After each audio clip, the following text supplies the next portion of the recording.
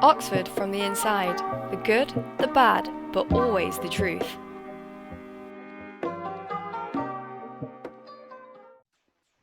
Hey guys, it's Siam. Welcome to Oxford from the Inside, the good, the bad, but always the truth. Today we're joined by Aadi, first year chemist at Trinity. Would you like to introduce yourself, Aadi? Hi, I'm Aadi. I'm a first year chemist at Trinity, well, soon to be second year, and I'm studying chemistry with the same college as Siam as well. Yeah. I'm going into my third year at chemistry, so we're both here to discuss about how tips on writing a chemistry personal statement. Um, that's what today's podcast is about. So, Addy, what would you say is the objective of a personal statement? Yeah, so the personal statement, from my take of it, was just like you're trying to show that you're interested in chemistry primarily, and then secondarily, that you have the qualities and the skills to do a chemistry degree. But I do emphasize secondarily. I think primarily interest is the main thing that you should be going for. But it's all well and good. You can be interested, but just saying I'm interested in chemistry and then that ending your personal statement is not going to go anywhere. You need to show your interest through examples. So where have you gone beyond the bare minimum and looked further into chemistry? Like be specific with the content. So talk about like the actual chemistry involved because they know about this as well, and sort of explore that. And that will show your interest way more than just simply stating it. We're trying to show it through examples and illustrating it in that way. And I think just realizing that while you're writing your personal statement can sometimes bring it to check the boxes in what it's overall trying to achieve. Um, yeah. No, I definitely agree that in a personal statement, you're trying to provide evidence to show why you're curious and inquisitive about, uh, in this instance, chemistry. So, from your experiences, how did you show that you were curious about chemistry in your personal statement? Yeah, so like for me, I'd say like I was always fairly interested in chemistry at GCSE and like A level, but um, the way I showed it was that like I went further. So for me, it wasn't the what I put in the start of my personal statement was it only really clicked for me in a biology lesson. So we were learning about hemoglobin, and we learned about things like the heme group, and it was like it's a like an iron and ion surrounded by like a porphyrin ring, and that whole chemical process of oxygen binding and unbinding basically means that humans or animals of any size other than the size of a bacterium can actually exist. Um, and that I found really cool. And I ended up like I remember learning about it in the lesson. I was just like, wow, this is really cool. And I like kept going on and reading about it. And like that sort of got me started onto what I like reading further about chemistry and going on. And so showing you're curious about chemistry is just like don't do the bare minimum. Go on, read more about it. Make like if you want to like actually understand it, read more about it, and then talk about that. Talk about what you did extra.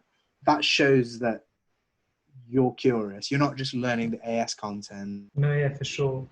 So no, I'd completely agree. I think for me personally, um, I for chemistry kept asking questions in class, and I think doing that in your personal statement, showing how that you're curious and like wanting to understand why things happen, and then going a bit further in like research online, finding out further explanations, and then going through like showing in your personal statement that one area of study led you to look into something else and then something else, and how which shows that you're curious about the subject because you keep going further.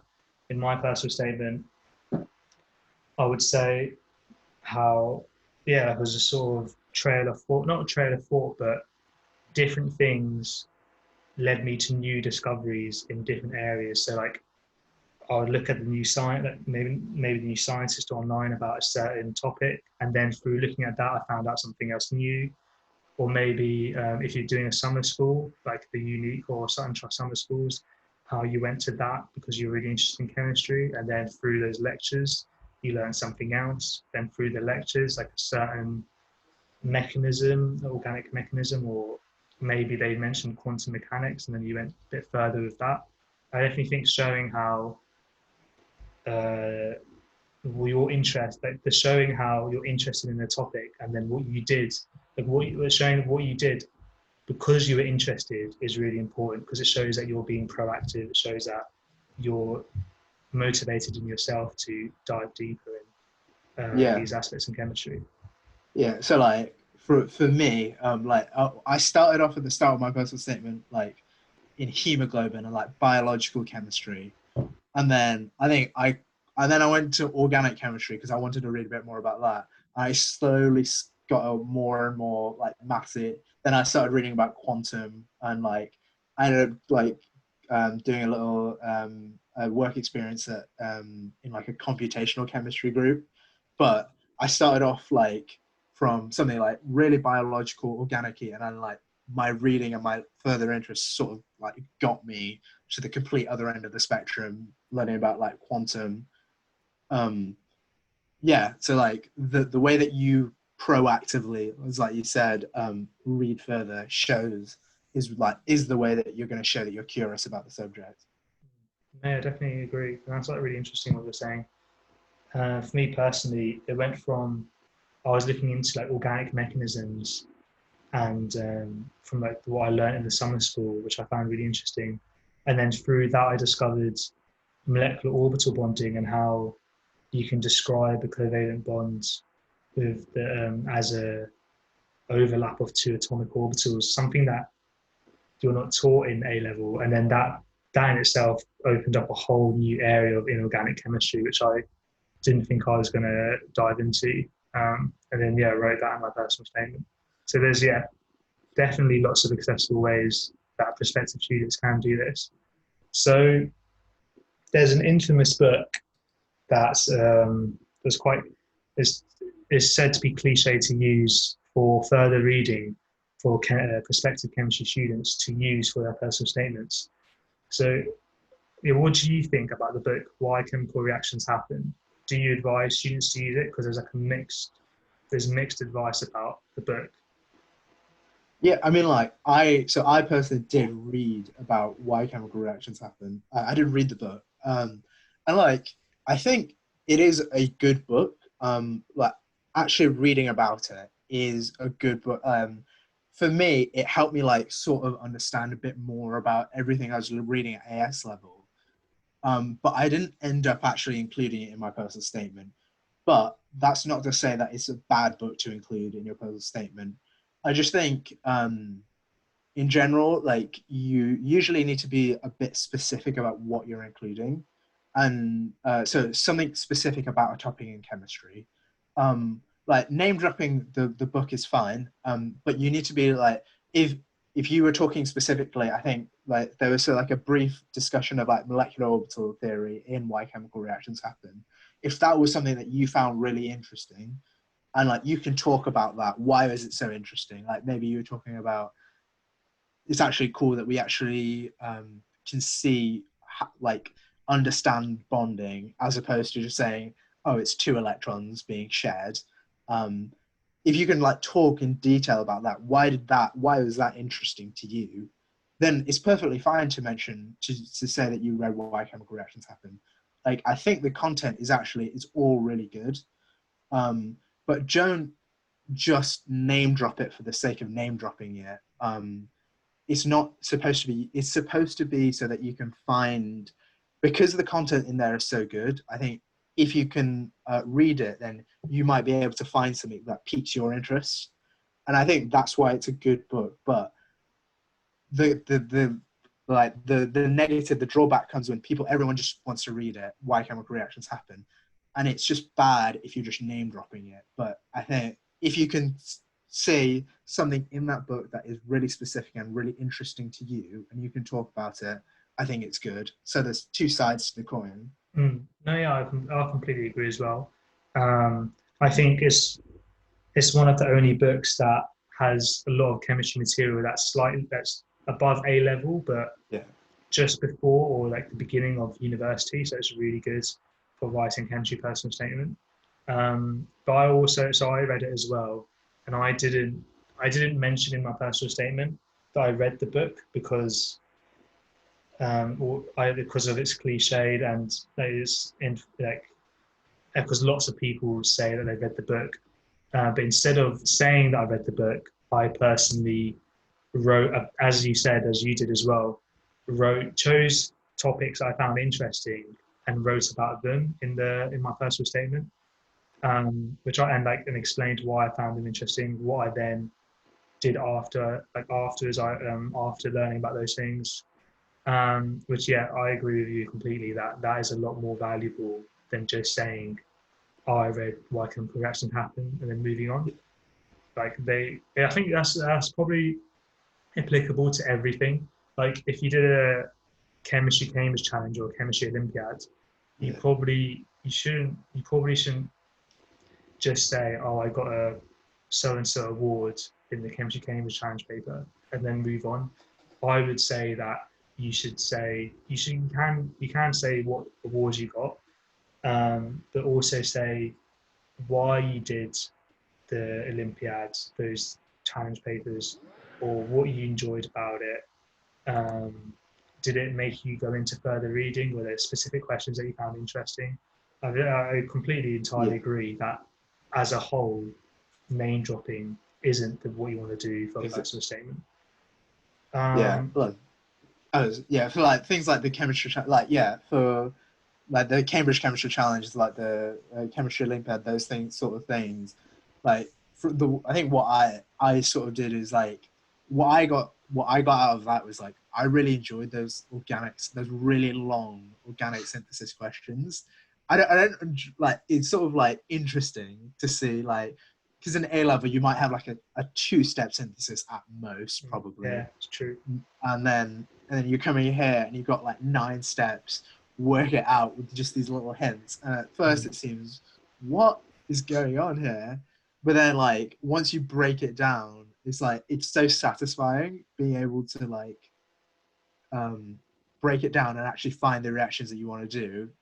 Um, like if you like that would be one way you could talk about it. Yeah, yeah. And again, like yeah, just like we're not I'm not against mentioning like Olympiad names or books, like big books. You just need to be specific about why that made you interested in chemistry. Yeah, that's a really good point. Like, I think like, if anyone's listening out there who also loves those long synthesis and finds it satisfying working out all of the steps of a massive synthesis that they did in the Olympiads, like write that down in your personal statement because the organic admissions tutor will want that's like gold dust to their ears. They want to know that you like the long synthesis because there's plenty of that to come in the degree. So if you're saying beforehand, this is what I enjoy, then you're the student for the job. They're going to want to pick you.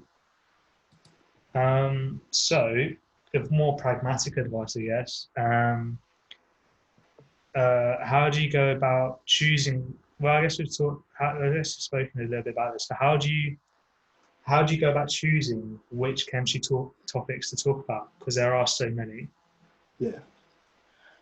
Yeah. So again, like so what I think of like what topics included in a personal statement, like they sort of go under 4 categories, and like 2 of them are good and 2 of them are bad. So if we start up with one extreme is like way too simple. You've done nothing above what is expected of you. So like just talking about GCSE content or just talking about AS level content. And if you're not taking that any further than that, that's not really showing that much interest. If we then move the scale a bit further, the second category I put in is something that you've learned in A level or you're going to learn, and then that got you interested and you read further. So because I think chemistry is like accessible, like a lot of what you learn in A level is accessible to some level, and it's just really deep in what you can learn about it. So I think you could probably find any topic in, you could probably take any of the topics in A level chemistry, and go further with it. So like just for random substitution and elimination, there's a lot more to learn about substitution and elimination than what is just given to you in the AS level course. You learn like two mechanisms, and you just thought if it's primary, it's going to be. I don't even think you learn that. But there's a lot more to be learned. So if you can, starting from AS level and going further, then there's another one which is like just outside of A level. It's not included in, but you can. It's still accessible to you, and those are ones you can read further about, and those are good as well. Like it doesn't have to be in the chemistry course. So just outside, and then there's also the other extreme of being way too complicated, and the admissions teacher is going to say, I don't think you've really understood what you're talking about, which obviously like it's good to do further reading, but yeah. So again, so like bringing it back, so you want to be in those middle two categories. So obviously from the first one, it's just like, what did you find interesting in your AS levels or your A levels? Um, so I think for me, it was like carbonyls are just like, I think they're pretty cool. Like, and that got me into like reading about Grignard reagents and things like that, which I think I actually did get from why chemical reactions happen. But chemistry is linked a lot in that way. And then for me, something like outside of the A level syllabus was like just like a brief bit on quantum. I think quantum is really cool because it's so different from what you expect. And yeah, so again, so like from the AS level, going a bit further, or just outside of A level and going a bit further, those are, I would say, the ballpark you want to be in. And then also choosing, as you were saying, with you how you found carbonyls interesting, choosing topics that you personally find interesting as well. Those so within that scope of topics that are slightly harder than A level, you would be able to write something about something with a lot more passion if you generally find it interesting compared to something else. Like I would be able to write more about organic chemistry than like physical chemistry personally or inorganic. Yeah. So in terms of like the nitty gritty, in terms of further reading topics, for chemistry, what further reading topics would you recommend to encourage like prospective students to look into? I guess I can also add in on this question as well.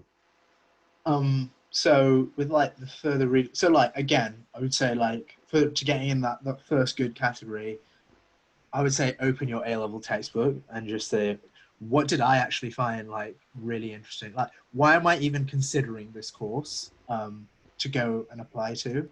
And then choose something that's really interesting. It literally can be anything. There's going to be more layers than you expect. Um, like for example, thermo as well. I would just emphasize, like I think we were going to get onto this, is just like chemistry, especially at Oxford, isn't just organic and inorganic. There is also a fairly significant portion of physics and physical chemistry, and you shouldn't be afraid to include that. So I talked about quantum, but like something like talking about thermodynamics is also something that's equally relevant. And you just got to keep in mind that like physical chemistry is going to be at least a third of what you're learning about when you come here to Oxford. So don't discount that. Even though when you might think of chemistry, you might only think about organic or inorganic things. They may be the first thing that comes to mind, but that's building upon what physical has done for it. Yeah, so further reading topics. So again, yeah, AS level, your A level textbook to start, and then you can start. I think that's got a lot. Secondly, like maybe like books that why chemical reactions happen and things. But also one thing I would say is that applies to a lot of things that you might not expect. Because if you really think about it, chemistry is literally everywhere. And I think for most people, you might have had something in your life or something that you can see, that you see on a regular basis, that really has actually got chemistry fundamentally, is the reasons behind it. Um, so things like you might look at packages of on the like nutritional information on food packaging and see why are fatty foods so much more calorie dense than other foods, and then you could go into something like the chemistry of fats and how they're metabolized. That something I just made up here, but again, that's just an example of where you see chemistry in the real world. But you will see it in so many other places. And I think if you take a look around you, go on a walk, you'll most likely find loads of biological things that have chemistry underneath them. And I think life experience is probably something like just generally what's around you is probably an underrated starting point for what you can do. So you'd obviously then have to read further into it and go beyond that, but that's a starting point. No, yes, I definitely agree. Um, Especially with like using the A level first to like use as like a springboard into different avenues and further reading areas. Looking through my personal statement, things that I included, I definitely, as I think you said before, about substitution and elimination mechanisms. So I think in A level you do the nucleophilic substitution mechanism, but there's like a next very accessible level of understanding about how there's two different types of nucleophilic substitution, which you learn about at Yeah. uni. It's like really easy to understand a difference between primary and tertiary haloalkanes, and you could write about that, like SN1, SN2 mechanisms they're called. You could write about that and how your interested mechanisms have led you to that, and then that goes on to elimination mechanisms, E1 and E2, and you can talk about how you found it interesting, what if looking at why reactions sometimes will be substitution and sometimes will be elimination, because those are like interesting things. Yeah. I would just like emphasize that point. So why did you find it interesting? Because especially on these things, like you can get into the trap of just writing loads and loads about the content. But again, it needs to be back to you because it needs to be a personal statement. So like, why did you find it interesting? Like what made you want like gonna put this in this personal statement? Why will this show that I'm interested in chemistry? Because I'm not trying to teach the admissions tutor about substitution and elimination because they already know about that. Yeah, You're yeah. trying to show the admissions tutor that this made me interested in chemistry and I want to do this from now on. I want to read more about this at university. No, yeah, I completely agree, because there is like a subtle difference between, like, as you said, you don't want to like write so much about like chemistry content that you're teaching the academic, but you also want to be able to write. You also want to show that you've done further reading and that you're interested in.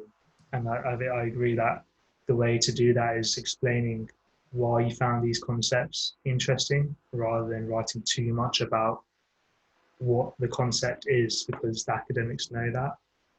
I also feel like students shouldn't be afraid. Like if um, students find maths that's relevant to chemistry and they find that interesting, that they should very much write about that as well, as especially at Oxford, the maths course is very applicable and heavily used for the chemistry. I don't know if you agree. Yeah, 100%.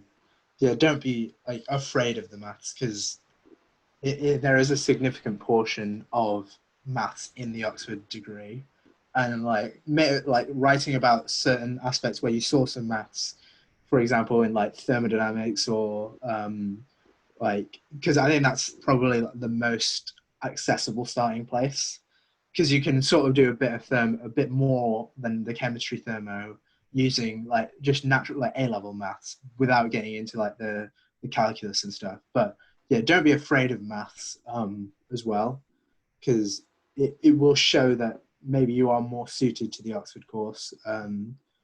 You are going to be suited because you like maths. Yeah, and like if you wanted to talk about maths, I guess you could talk about uh, thermodynamics if you read a bit about that, or again, rates is probably a more accessible thing Yeah, for A-level students, like reading about the rates course in A-level and then looking a bit further, and that's like heavily, maths is like a massive, very heavily used in that. So just before we finish off, just a quick summary about a chemistry personal statement that we've covered is, am I right in saying that you want to show that you're curious about the subject and you want to back that with evidence? Um, that Why Chemical Reactions Happen is a really good book, and you want to also show how why you're interested from those topics, yeah, using your A level course as a springboard to go into different topics, and just like the list of topics that we've gone through that students can go into further reading, but they should also be aware that they should explain why they're interested in it.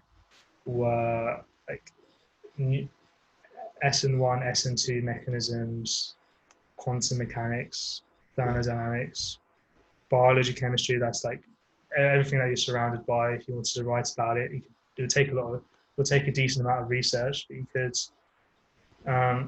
Something we haven't mentioned is molecular orbital theory. I don't know if you agree, but yeah, students could look into that.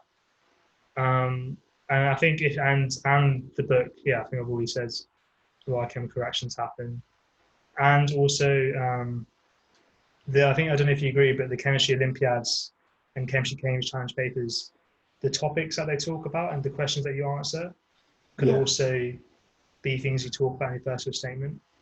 yeah.